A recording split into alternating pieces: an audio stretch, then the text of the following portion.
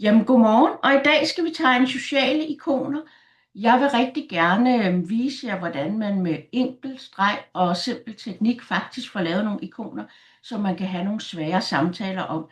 Det er lidt en teaser i forhold til, at jeg har et uddannelse her i april fra den 14. til den 16., hvor temaet netop er svære samtaler. Nu skifter jeg lige over, så I kan se mit papir, og så begynder vi at tegne. Vi starter med en overskrift, hvor der bare egentlig skal stå sociale ikoner. Og det skriver jeg sådan med store blokbogstaver. Jeg bruger altid blokbogstaver, fordi det er mest læsbart på afstand også. Så sætter jeg det ind i en kasse. Jeg kan godt lide de her organiske rammer. De giver lige sådan lidt mere liv til selve rammen. Og så behøver man ikke døje med, om man kan tegne en lige streg. Godt. Noget af det, som jo selvfølgelig er væsentligt, når man skal tegne sociale ikoner, det er at kunne tegne mennesker. Og det mest simple menneske at tegne, det er en cirkel, og så lige lave sådan to buer her. Hvis vi så samtidig sætter nogle øjne, der går lidt nedad her, og så nogle hænder, der sådan, eller nogle arme, der også er lidt her i siden, så behøves man faktisk ikke så meget mere, men man kan godt se, at det her, det er en person, der har det svært. Hvis vi nu skriver overbelastning, så bliver det til overbelastning. Hvis vi nu i stedet for skrev angst, så vil man automatisk få en association til det. Angst kunne man også tegne sådan her, med en mund, der er sådan lidt bævende.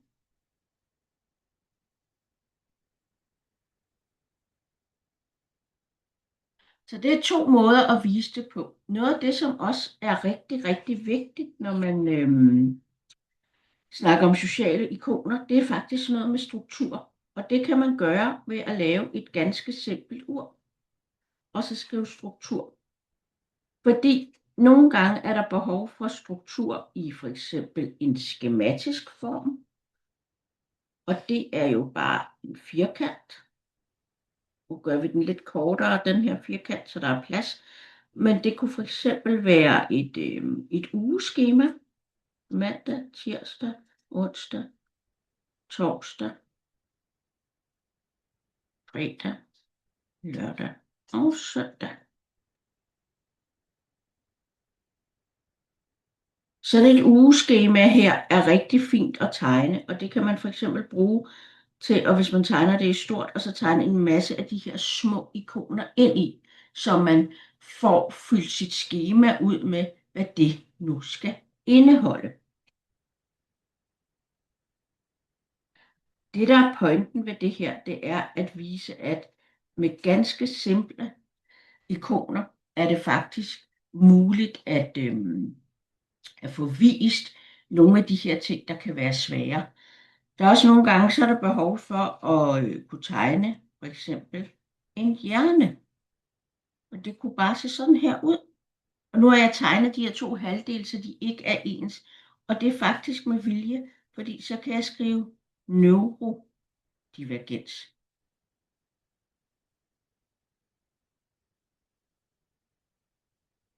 Jeg kunne også have skrevet autisme.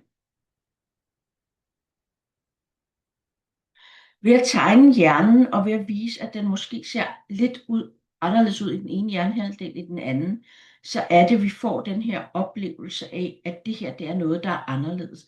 Og det er det, der skal igangsætte vores associationer. En anden måde at tegne diversitet på, det er også at tegne nogle puslespilsbrikker. Og så ligesom vise, at de faktisk ikke umiddelbart matcher. Fordi at så får man igen den der oplevelse af, at her der er noget, der er svært, der er noget, der ikke helt passer ind. Inden for den sociale verden er der også ofte en stor behov for at lave rapport, afhandlinger, forskellige former for referater, handleplaner osv. Så det her at kunne tegne bare noget papir, der ligesom ligger, og så kunne skrive rapport eller handleplan. Nu skriver de handleplan her, fordi så bliver det til det. Det gør det muligt at kunne tale om nogle af de ting, som er super svære en gang imellem. Og ved at ligesom have et ikon for handleplan, er det muligt at kunne folde det ud i en hel samtale, hvor man så snakker om, hvad er det for nogle ting, der er vigtige i din handleplan. Nogle gange kan der også være behov for at tale om, at man skal måske på besøg et sted. Det kunne være sygehus, det kunne være, man skulle til optiker eller et eller andet. Hvis man nu sidder med en borger, som har nogle udfordringer, og det godt kan være lidt svært for borgeren at visualisere, at man skal derhen, så kunne man lave sådan en her med optiker.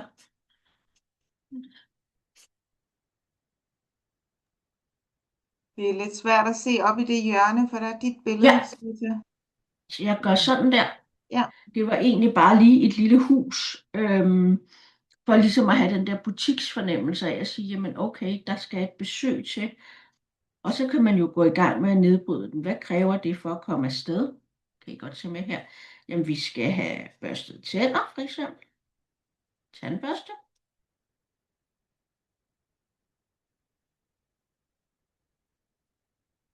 Vi skal have noget tøj på.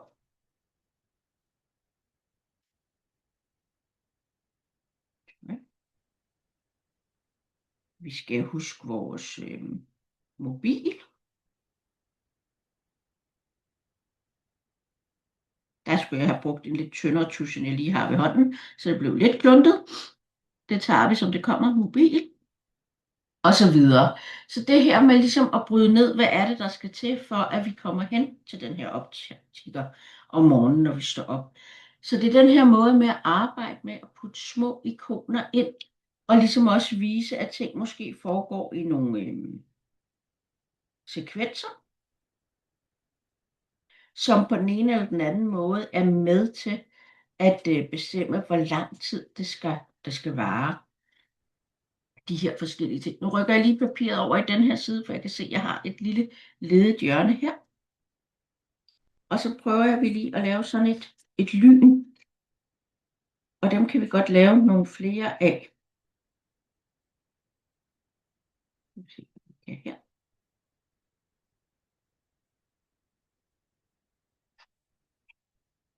Og så tegner vi en, der står sådan lidt ked af det her.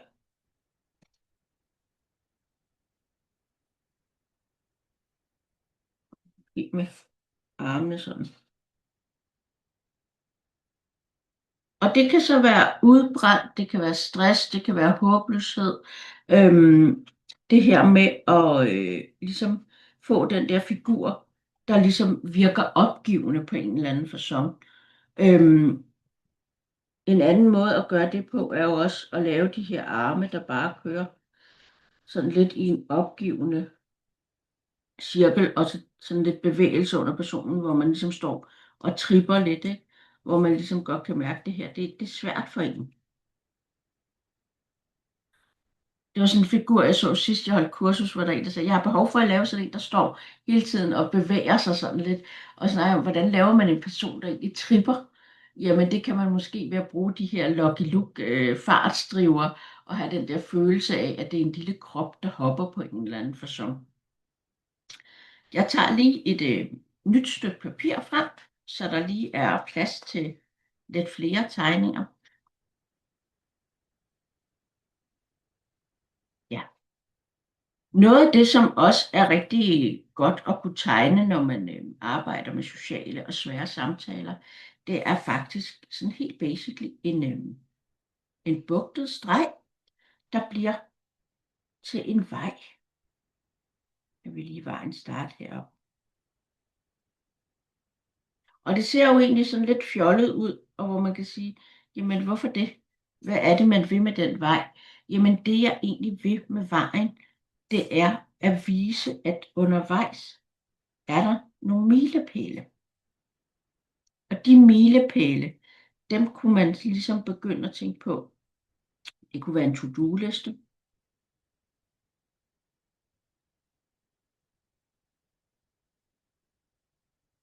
Så laver jeg en pil herned til. Det kunne være det kunne være noget med relationer måske herovre.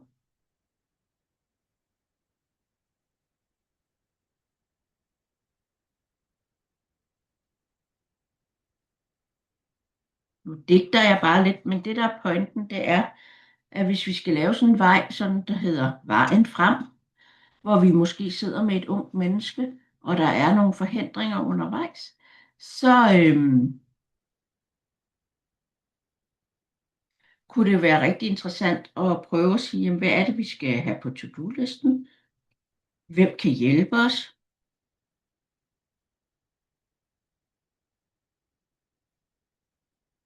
Det kunne vi så ligesom få hernede under. Og herover der har vi måske et mål. Og det kunne man så også igen give sig til at definere, hvad det kunne bestå af. Ved at tegne en vej og ved at putte flere forskellige ting ind på den her vej, så får man vist lige så tydeligt, hvor er det, vi står, hvad er det, der skal til, hvem kan hjælpe, og hvor skal vi hen. Og det kan man jo tegne op meget mere tydeligt, hvor man faktisk har nogle flere ikoner, som er relevante for den samtale, man lige præcis sidder i.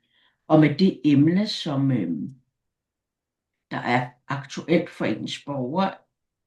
På den måde er det faktisk muligt at have nogle af de her samtaler, man i højere grad er i stand til at styre. Fordi når man ligesom kan sidde og kigge på det her sammen, så er det også muligt at være med til at styre samtalen og dvæle ved et punkt frem for et andet. Ja, det var egentlig det, jeg havde her til morgen om sociale ikoner, som bare lidt inspiration. Og så håber jeg, at I har lyst til enten at gå ind og gense det og tegne noget af det igen. Der er også andre webinars, der ligger inde på min YouTube. Så den håber jeg, at I kan få glæde af på den ene eller den anden måde. Godt. Jamen, tusind tak for, at I kiggede med her til morgen. Det var en fornøjelse. Nu stopper jeg lige optagelsen lige et øjeblik.